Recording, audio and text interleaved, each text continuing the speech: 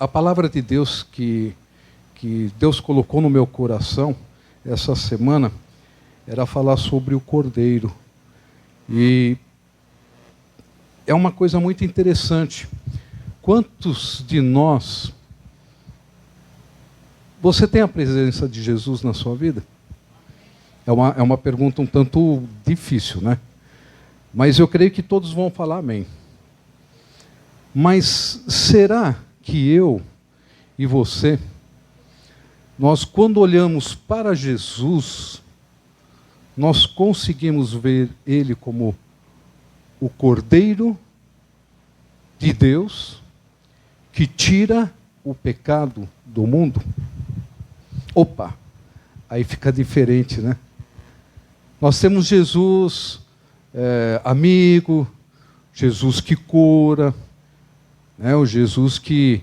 Mas você consegue olhar no rosto de Jesus e falar essa pronúncia: você é o Cordeiro de Deus que veio para tirar o pecado. Pois é, teve um homem na Bíblia que fez isso. Logo de cara, se vocês quiserem acompanhar, 1 João, João, capítulo 1, verso 29. Vamos ler até o 34. Diz o seguinte, podemos acompanhar, está aqui na tela. No dia seguinte, João, já está aí o nome dele, João, viu a Jesus que vinha para ele e disse: eis o Cordeiro de Deus que tira o pecado do mundo. Este é aquele do qual eu disse: após mim vem um homem que foi antes de mim, porque já era primeiro do que eu. Já eu vou explicar esse versículo, ok? E eu não o conhecia, mas para que ele fosse manifestado a Israel, vim eu, por isso, batizando com água.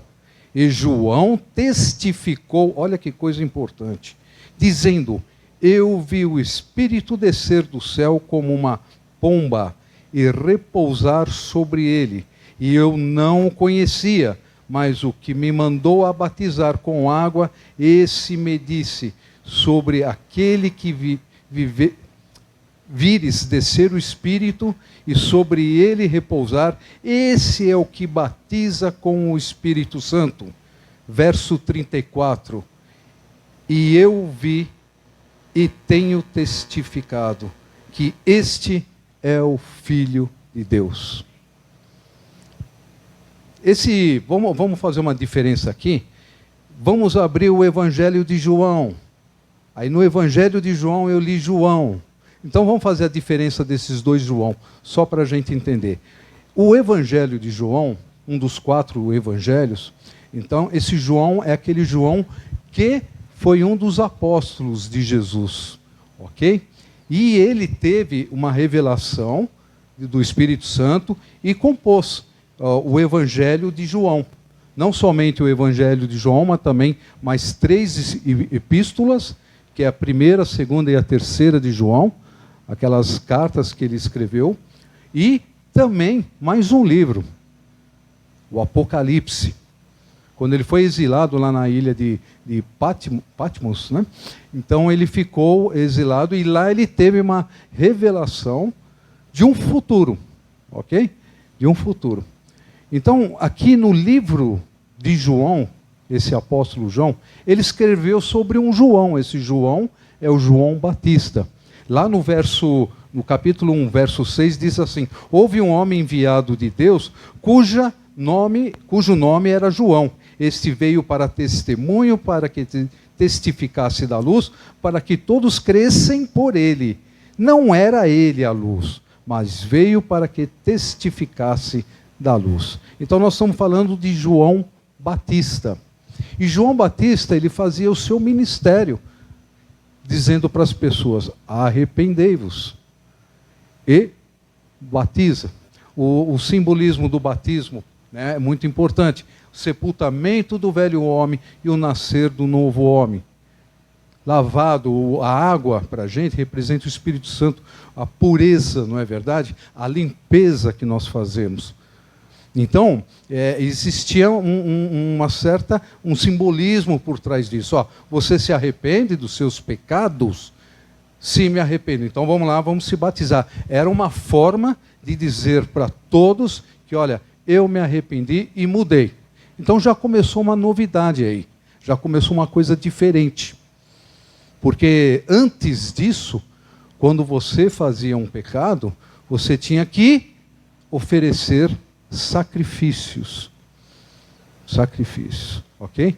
E o sacrifício do cordeiro, nós vamos ver isso, ele era uma peça fundamental na vida, ok? Ele era uma peça fundamental na vida, principalmente em santidade. O sacerdócio fazia isso, em santidade e para com os sacerdotes, porque eles purificavam o lugar santo dos santos e também eles tinham que fazer o sacrifício do cordeiro para que eles fossem santos, para que eles pudessem entrar no lugar santificado e não morrer. Olha que coisa interessante, para poder fazer o que lá dentro? Sacrifícios do povo, isto é, trazer ofertas do povo, tá? Fazer um sacrifício para o quê? Por causa dos pecados. Então, olha só, de repente João viu, lá no verso 29, diz assim, viu a Jesus que vinha para ele e disse, eis o Cordeiro de Deus.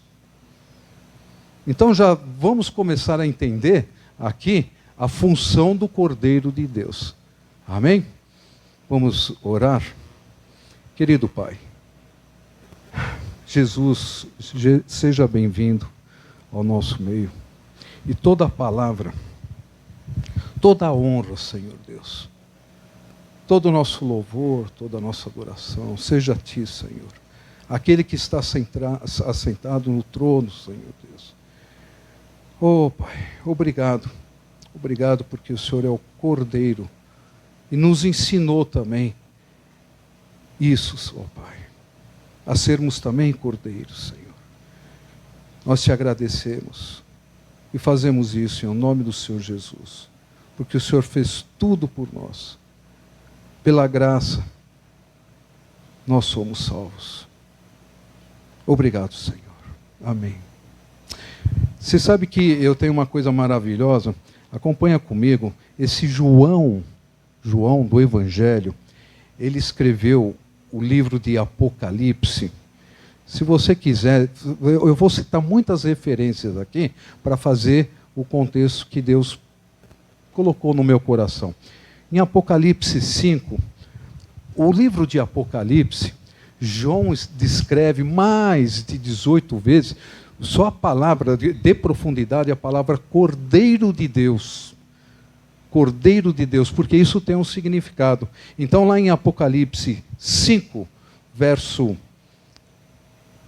5, diz assim, disse um dos anciãos, não chores, eis que aqui o leão da tribo de Judá, a raiz de Davi, que venceu para abrir o livro e desatar os seus 7 selos, e olhei e eis que estava no meio do trono e dos 4 animais viventes, e entre os anciãos um cordeiro.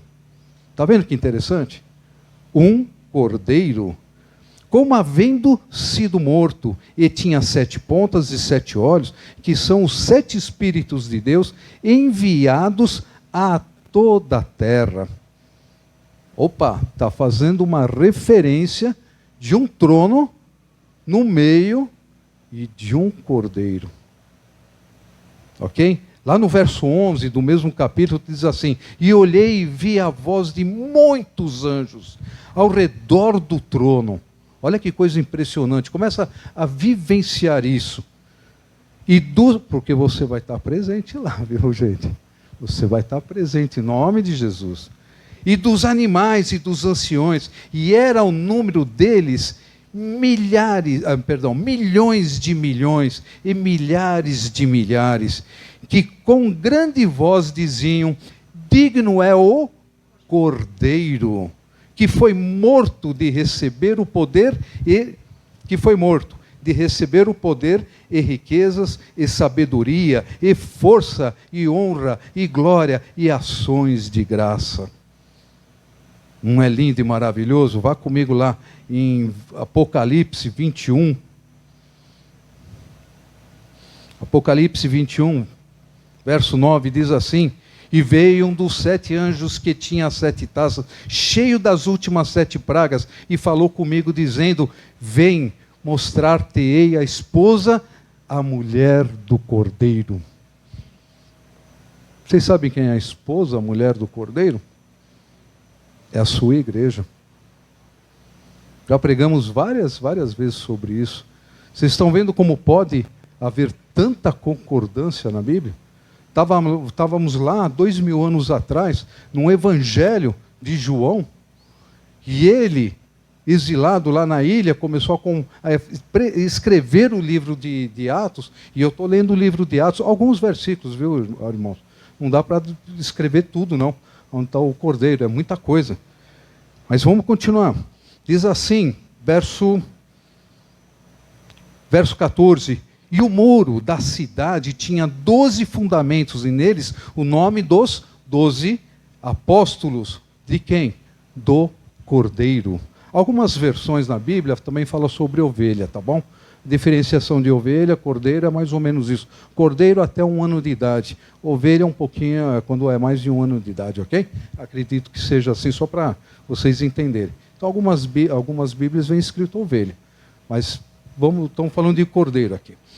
Vamos lá, verso 6, verso 22. E nela não vi templo. Olha só. Ele está falando daquele lugar do trono. Ele está falando, para dizer a verdade, da Nova Jerusalém, a cidade onde você e eu vamos morar um dia. E nela não vi templo, porque o seu templo é o Senhor, Deus Todo-Poderoso e o Cordeiro. E a cidade não tinha de sol nem de lua, não necessitava de sol nem de lua, para que nela resplandeçam, porque a glória de Deus a tem alumiado. Pode ver um pouquinho de água. E o Cordeiro é a sua lâmpada. Olha que coisa maravilhosa. Você sabe que nós não vamos ter dia e noite? A Bíblia deixa muito claro. Tem muita gente com dúvidas às vezes. Nós vamos dormir, nós vamos viver no meio da luz. Jesus Cristo vai ser a nossa luz. Não vai ter dia nem noite. Obrigado. Desculpa, amados, minha garganta fica muito seca. É uma bênção quando a gente começa a parar para meditar sobre o Cordeiro de Deus. Por isso que eu comecei assim: você consegue ver Jesus como Cordeiro de Deus? Até aí nós estamos concordando, não é verdade? Estamos vendo a Bíblia. Mas você sabe que ele veio para tirar o pecado do mundo? Opa, aí muita gente já tem dúvidas, né? Muita gente trava o seu coração com respeito a isso. Crê no Cordeiro, às vezes a gente crê no Cordeiro. Mas ele tirou o pecado do mundo, muitas vezes nós duvidamos. Vamos lá para 1 Pedro. 1 Pedro, capítulo 1, de 18 a 20.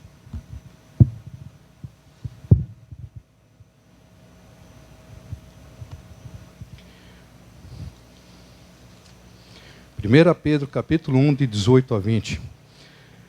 Diz assim, sabendo que não foi coisa corruptível, como prata ou ouro, que fostes resgatados da vossa vã maneira de viver, que por tradição recebestes dos vossos pais, mas com o precioso sangue de Cristo, como de um cordeiro imaculado e incontaminado, o qual na verdade em outro tempo foi conhecido ainda antes da fundação do mundo, mas manifestado nestes últimos tempos por amor de vós. Sabe o que quis dizer, o que Pedro quis dizer aqui? Porque você sabe qual foi a primeira palavra de cordeiro utilizado na Bíblia, a referência dando para Jesus? Quem saberia me dizer? Não está difícil, não. Uma dica, foi na época de Abraão. Quando Deus pediu para que Abraão desse o seu filho em sacrifício, Isaque. Eu não vou ler porque vai tomar muito tempo. Mas essa foi a primeira ideia do cordeiro sendo sacrificado. Como assim? É muito fácil. Quando Abraão levantou para imolar o seu filho, matar o seu filho, num altar, porque Deus havia pedido, Deus falou: para, Abraão, para. Só que antes disso ocorreu um fato. Quando Abraão saiu com Isaque, ao longo de um caminho, ele deixou depois o seu servo, foi mais adiante com o filho, e o filho notou, o Isaque notou assim, falou: pai, tem uma coisa interessante, porque o pai praticava o sacrifício a Deus. Então, pai, tem uma coisa interessante, estou vendo aqui a faca, estou vendo aqui os feixes de lenha, estou vendo o fogo, mas eu não estou vendo o cordeiro. É a primeira vez que Abraão teve uma revelação de Deus e falou: Deus proverá. Então, meu amado, minha amada, para a tua vida, para a minha vida, Deus proverá. Proverá o quê? Você não precisa fazer de sacrifício. Muitas vezes nós erramos nosso pensamento. Nós erramos nosso pensamento. Mas Deus proverá. E proverá o quê? O cordeiro. Porque sabe que Deus, na hora que Abraão foi matar o filho, Deus falou: para. E olha, a palavra já tinha sido falada, e de repente, um pouco mais adiante, tinha lá um cordeiro perdido, no meio do mato, preso numa moita lá, eu acho que com um chifre, não faço ideia, mas foi lá, pegaram, colocaram no altar e sacrificaram. Deus proveu. Nós temos que ter isso em mente. Essa é a primeira referência, está lá em Gênesis 22, de 7 a 8. Eu fiz a anotação aqui, mas não vou ler, para não ficar muito. A segunda referência sobre cordeiro, sabe o que fala? Bom, aí vai falar muito de cordeiro, mas uma das referências muito marcantes, que já envolve a pessoa de Jesus indiretamente, está lá em Êxodo 12, de 3 a 7. Sabe o que é? Vocês se lembram dessa passagem? Vamos lembrar. Quando o anjo da morte ia passar, era aquela última praga, lá no Egito, e levar todos os primogênitos do Egito, onde estava naquela época o povo hebreu, o povo de Israel, onde que estava naquela época? Estava no Egito. Então, para diferenciar uma casa egípcia de uma casa do povo hebreu, Deus mandou uma ordem. Fala o seguinte: pega um cordeiro, sacrifica ele para mim, pega a carne, vai assar,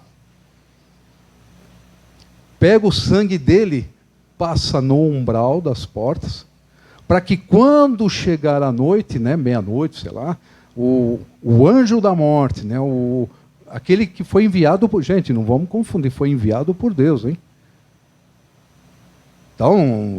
Então, aquele que Deus permitiu, mas não entro em detalhes, eu só sei de uma coisa: quem obedeceu, o primogênito não morreu. Quem não obedeceu, o primogênito morreu. Então o que acontece? A maior referência dessa, que a gente pode ter, foi aonde? Quando Cristo morreu. Morreu em que data? exatamente na data pascal. Nós chamamos essa data da saída do povo data pascual. Esse é o verdadeiro significado da Páscoa, não é o coelhinho com ovo de chocolate. Isso é coisa secundária que foi criado. O verdadeiro significado da Páscoa, inclusive uma das comemorações até hoje do povo judeu, ok? Essa saída da terra do Egito, que Deus proveu, Deus resgatou o povo, seu povo. Ok? Então olha que coisa interessante, vamos continuar. Lá em Êxodo 29, de 36 a 39, dá uma outra referência, já dizendo o seguinte: olha, os filhos de Arão e os filhos de Arão, aqueles que vão ser sucessores, os sacerdotes, vamos colocar assim, aquelas pessoas que vão interagir entre o povo era tão pecador, que Deus já não conseguia mais lidar diretamente com o povo, hein? Lembra da época do povo, quando saiu do Egito? Deus numa coluna de fogo à noite, aquecendo o povo, porque no deserto é menos de 0 grau, viu? E durante o dia é um sol escaldante, e Deus numa coluna de nuvem, dando frescor ao povo. Isso durante 40 anos. O povo vendo isso, cara a cara. Só que o povo era incrédulo, o povo era ruim, tinha um coração duro. Aí o que acontece? Deus começou a colocar profetas, porque a aparição de Deus para com o povo já não tinha mais condições. E os profetas falavam em nome de Deus. Mas para o profeta chegar no lugar santo dos santos, então ele tinha que fazer o quê? Ele tinha que sacrificar um cordeiro. Um cordeiro de manhã e um no finzinho à tarde. Olha só que coisa interessante. Comer da sua carne, espargir o sangue sobre o altar, sobre a arca, sobre a pia, propiciatório, para que o lugar ficasse santificado. Para que ele pudesse ser santificado, para que ele pudesse entrar depois e não morrer. Foi aquilo que eu comecei a falar no começo. Mas até aí, Deus começou a revelar para o homem o seguinte: espera aí, vocês entenderam o significado do cordeiro? Lá em Pedro, quando Pedro fala lá no início, né? Em Gênesis, Deus já começou a usar o cordeiro. Olha que Isaías falou para a gente, abre comigo agora, vale a pena. Eu acho que é um dos capítulos mais bonito que tem. Eu, pelo menos, sou apaixonado.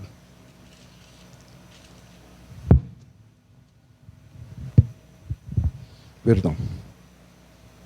Isaías 53 é uma das referências que se fala da vinda de Jesus Cristo. Há 750 anos antes de Jesus, aproximadamente, viu gente? Antes de Jesus chegar. E hoje já há 2000 anos da gente.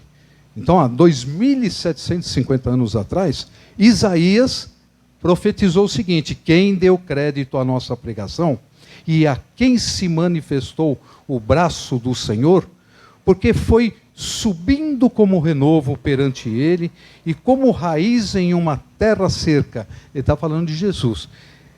Ele não tinha parecer, nem formosura, e olhando nós para ele, nenhuma beleza víamos, para que o desejássemos. Era desprezado e o mais indigno entre os homens, homens de dores, experimentado nos trabalhos, e como um de quem os homens escondiam o rosto, era desprezado e não fizemos dele caso algum. Verdadeiramente ele tomou sobre si as nossas enfermidades e as nossas dores. Opa, olha que coisa, 750 anos, Isaías, um profeta, um porta-voz de Deus já falando. Verdadeiramente ele tomou sobre si as nossas enfermidades e as nossas dores. Levou sobre si, e nós o reputamos por aflito, ferido de Deus e oprimido, mas ele foi ferido pelas nossas transgressões e moídos pelas nossas iniquidades. O castigo que nos traz a paz estava sobre ele e pelas suas pisaduras somos sarados. Todos nós andávamos desgarrados, olha a referência aí, como ovelhas, cada um se desviava pelo seu caminho, mas o Senhor fez cair sobre ele a iniquidade de todos nós. E ele foi oprimido, mas não abriu a boca, como um cordeiro foi levado ao matadouro, e como a ovelha muda perante os seus tosqueadores, ele não abriu a boca. Olha que coisa maravilhosa, a referência já que vai chegar uma pessoa, ela não é bonita, ela não tem formosura, ninguém vai dar um crédito a ela. Quando a gente vê a história de Jesus, sempre tem, né, um olho azul, né, uma barba bem feita, né? Ele era trabalhador, quem olhava para ele não dava crédito. Então o que acontece? Mas tem uma coisa que a gente pode associar, é o seguinte, ele já é comparado como um cordeiro. Porque vai haver uma substituição daquele cordeiro que tem que matar para se fazer a santificação, para que haja a cura do perdão dos pecados, ok? Porque hoje, meu amado, minha amada, sabe como Cristo te vê? Cristo, estou falando, como sacerdote. Não existe mais aqueles sacerdotes, os filhos de Levi, os filhos de Arão. Hoje é você que toma o lugar deles. E você vai precisar sacrificar um cordeiro, você vai precisar... Não, Deus inverteu uma situação. O cordeiro veio, claro que você pode aceitar ou não. É diferente. Ah, eu não aceito, aí lamento. Mas se você aceita, é diferente. Então o cordeiro vai fazer diferença na sua vida. Vamos lá para Lucas. Lucas 10, de 2 a 3. Palavras de Jesus. Não são palavras minhas, palavras de Jesus. Eu estou acompanhando aqui. Diz assim: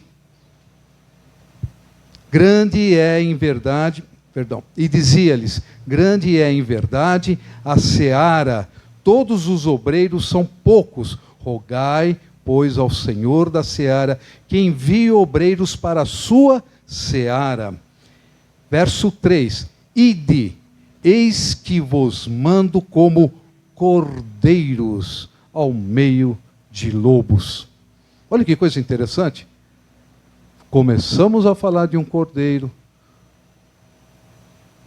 João Batista viu Jesus, chamou de cordeiro. Fomos até Apocalipse, entramos em Gênesis, fizemos a profecia da vinda de Jesus lá em Isaías.